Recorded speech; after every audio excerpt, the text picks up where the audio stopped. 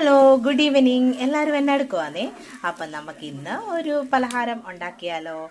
ഇതെന്താന്ന് മനസ്സിലായോ? ഇത് ഉണ്ണിയപ്പത്തിന് വേണ്ടിയിട്ട് കുഴച്ച് വെച്ചിരുന്ന മിശ്രിതമാണ്. അതിലേക്ക് തേങ്ങാക്കൊത്താണ്. ഇത് ഞാൻ കായം കൂയോ ഒക്കെ കണ്ടിച്ചിട്ടേക്കാണ്. എനിക്ക് ഭയങ്കര മടി പിടിച്ച് ചെയ്തതാണ്.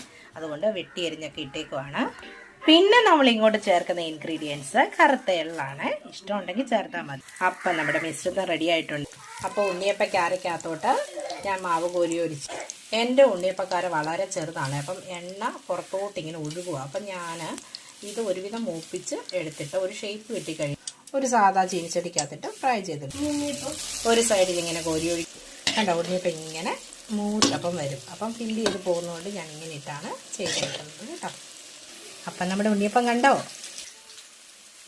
അപ്പം ആദ്യം ഉണ്ണിയപ്പം ഉണ്ടാക്കിയല്ലേ നമ്മുടെ ഉണ്ണികൾക്ക് തന്നെ കൊടുത്തേക്കാം. രണ്ടുപേരും എടുത്തേ.